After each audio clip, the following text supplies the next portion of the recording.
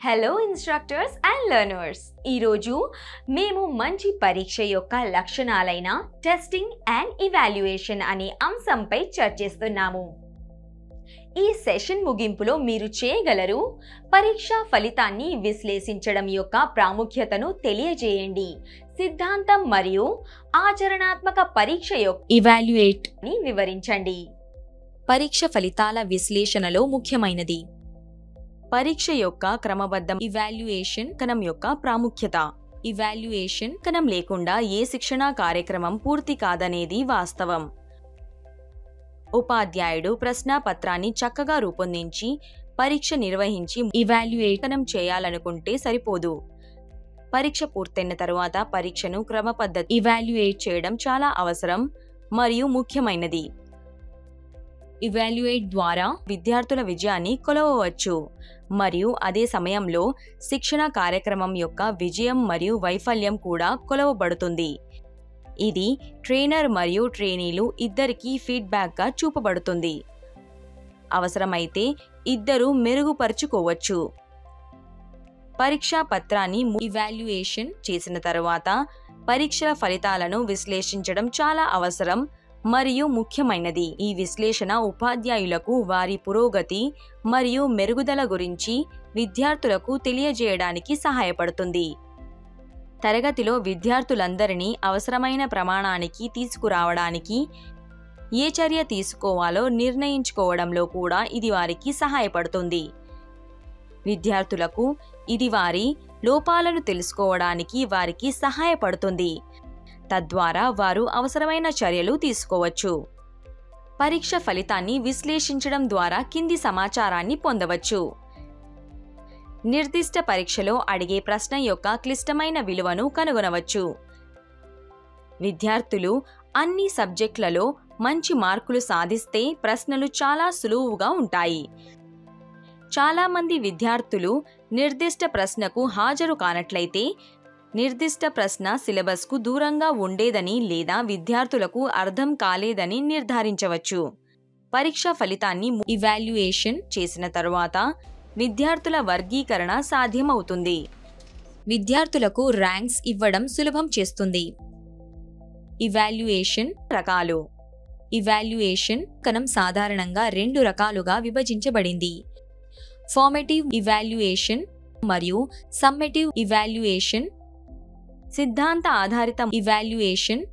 సిద్ధాంత ఆధారిత ఇవాల్యుయేషన్ ఇది ఇవాల్యుయేషన్ కణ విధానం పూర్తి విశ్లేషణాత్మక నమూనా మరియు నిర్దిష్ట పద్ధతి లేదా టెక్నిక్ కాదు. ఇది ఇవాల్యుయేషన్ కణం యొక్క నిర్మాణాత్మక మరియు విశ్లేషణను చేపట్టే మార్గం. ఇది బోధనా లక్ష్యం ఎంతవరకు సాధించబడుతుందో నిర్ణయించే క్రమబద్ధమైన ప్రక్రియ. ఇవాల్యుయేషన్ కణం యొక్క సూత్రం. ఇది బోధనా లక్ష్యం ఎంతవరకు సాధించబడుతుందో నిర్ణయించే క్రమబద్ధమైన ప్రక్రియ. కాబట్టి ఇవాల్యుయేషన్ కణ ప్రక్రియను సమర్థవంతమైన టెక్నిక్స్తో నిర్వహించాలి. థియోరిటికల్ పరీక్ష యొక్క ఇవాల్యుయేషన్ పద్ధతి. థియోరిటికల్ విషయాల కోసం ఉపయోగించే పరీక్ష లేదా అసైన్మెంట్ కొన్ని ఆత్మాశ్రయ అంశాలతో అనేక సబ్జెక్టివ్ పరీక్ష అంశాలను కలిగి ఉండవచ్చు. బోధకుడు ఆబ్జెక్టివ్ అంశాల సరైన సమాధానాలకు పూర్తి మార్కులను కేటాయిస్తారు మరియు తప్పు సమాధానాలకు మార్కులు ఉండవు. సబ్జెక్టివ్ అంశాల విషయంలో బోధకుడు తప్పనిసరిగా సబ్జెక్టివ్ జడ్జిమెంట్ చేయాలి మరియు పర్ఫార్మెన్స్ పరిధిని పరిగణనలోకి తీసుకోవాలి మరియు తదనుగుణంగా మార్కులను కేటాయించాలి. Practical test. పర్ఫార్మెన్స్ పరీక్ష ఇవాల్యుయేషన్ కణం యొక్క విధానం. ట్రైనీల పర్ఫార్మెన్స్ సామర్థ్యాలను ఇవాల్యుయేషన్ కణం చేసేటప్పుడు బోధకుడు తుది ఉత్పత్తిని మాత్రమే కాకుండా సరైన పని అలవాట్ల అభివృద్ధికి దోహదపడే పర్ఫార్మెన్స్ మరియు ఇతర లక్షణాలను కూడా పరిగణనలోనికి తీసుకోవాలి. దీని అర్థం శిక్షణ ఉద్యోగాలను ఇవాల్యుయేషన్ చేసేటప్పుడు బోధకులు ఆబ్జెక్టివ్ మరియు సబ్జెక్టివ్ ఇవాల్యుయేషన్ కణం రెండింటినీ చేయాలి. ప్రాక్టికల్ పర్ఫార్మెన్స్ నైపుణ్య పరీక్ష. పరీక్షలు సిద్ధాంత పరీక్ష అంశాల మాదిరిగానే విభిన్న లక్షణాలను కలిగి ఉంటాయి. నిర్దిష్ట ప్రమాణాల పర్ఫార్మెన్సెస్ను నిర్దేశించే లక్షణాలు క్రింద ఇవ్వబడ్డాయి. పర్ఫార్మెన్స్ పరీక్ష లక్షణాలు. టూల్స్ మరియు ఎక్విప్మెంట్స్ను నిర్వహించగల సామర్థ్యాలు, మటీరియల్ ఎంపిక మరియు ఆర్థిక వినియోగం, డ్రాయింగ్స్ను చదవగల సామర్థ్యం, భద్రత మరియు మంచి పని అలవాట్లను గమనించడం, పని వేగం, ఖచ్చితత్వం, పనితనం యొక్క నాణ్యత, పని పట్ల వైఖరి, పర్ఫార్మెన్స్లో సరైన క్రమం, పనితనంలో నీట్నెస్, హౌస్ కీపింగ్. పై ఫీచర్స్ మరియు ఇతర లక్షణాల విషయంలో పర్ఫార్మెన్స్ పరిధిని అంచనా వేయాలి మరియు రికార్డ్ చేయాలి, ఎందుకంటే అవి ఆత్మాశ్రయ కొలతను కలిగి ఉంటాయి. NSQF సిలబస్ ప్రకారం ప్రాక్టికల్ పరీక్షను మూల్యాంకనం చేసే విధానం. ప్రాక్టికల్ టెస్ట్తో పోల్చినప్పుడు ఎక్సర్సైజ్లో శిక్షణ పొందిన వారి పర్ఫార్మెన్స్ను అంచనా వేయడానికి అనుసరించిన పద్ధతి భిన్నంగా ఉంటుంది. ఉద్యోగంలో స్వతంత్రంగా పర్ఫార్మెన్స్ నైపుణ్యాల అవసరాలను దృష్టిలో ఉంచుకొని ప్రాక్టికల్ పరీక్ష ఇవాల్యుయేట్ కోసం క్రింది ప్రమాణాలను పరిగణంలోకి తీసుకోవాలి. A. ఒక సంస్థాగత సామర్థ్యం 20 వైఖరి లక్షణాలు. B. పనిచేసే విధానం పర్ఫార్మెన్స్ ఆబ్జెక్టివ్ ఫీచర్ 30. C.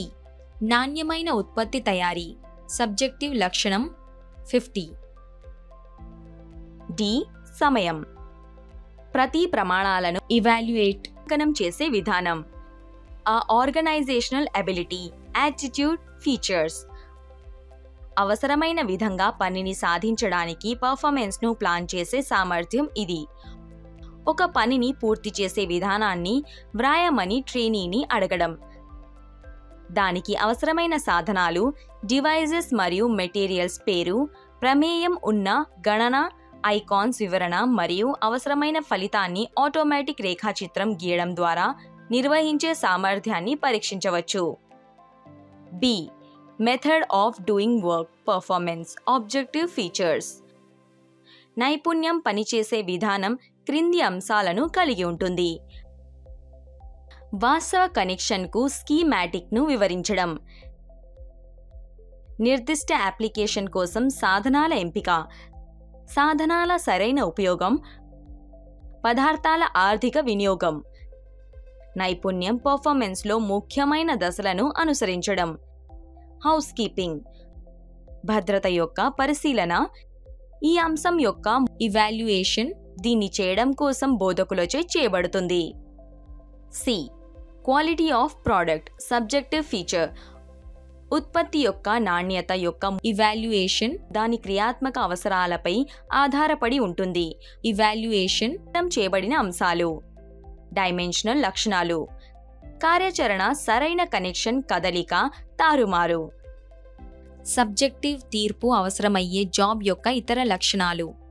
ప్రతి అంశానికి వెయిటేజ్ పర్ఫార్మెన్స్ యొక్క సంక్లిష్టత మరియు ఉద్యోగం యొక్క క్రియాత్మక అంశాలకు సంబంధించి లక్షణాల యొక్క క్లిష్టమైన ఆధారంగా ఇవ్వబడుతుంది. D.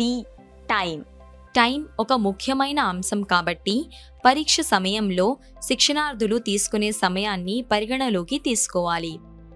పరిగణించాల్సిన అంశం ఏమిటంటే ట్రైనీ కేటాయించిన సమయం కంటే తక్కువ లేదా ఎక్కువ తీసుకున్నారా మరియు అది ఎక్సర్సైజ్ చేయడానికి కేటాయించిన సమయం యొక్క శాతంగా వ్యక్తీకరించబడాలి.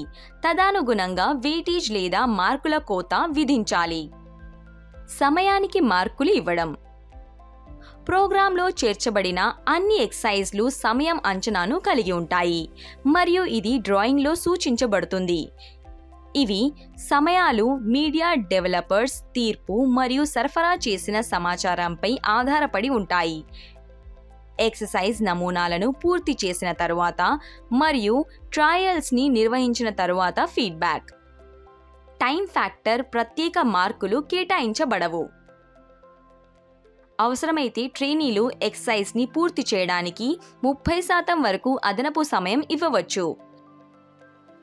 సమయం ఆదా చేయడంలో మార్కులను కేటాయించడం ద్వారా తగిన వెయిటేజ్ ఇవ్వాలి మరియు మార్కుల తగ్గింపుకు అదనపు సమయం ఇవ్వాలి. ఈ అంశంలో మనం నేర్చుకున్నాము పరీక్షా ఫలితాన్ని విశ్లేషించడం యొక్క ప్రాముఖ్యతను తెలియజేయండి, సిద్ధాంతం మరియు ఆచరణాత్మక పరీక్ష యొక్క మూల్యాంకనాన్ని వివరించండి. మీరు ఈ అంశాన్ని అర్థం చేసుకున్నారని నేను ఆశిస్తున్నాను. తదుపరి వీడియోలో మనం కొత్త అంశాన్ని నేర్చుకుంటాము. అప్పటి వరకు జాగ్రత్త వహించండి.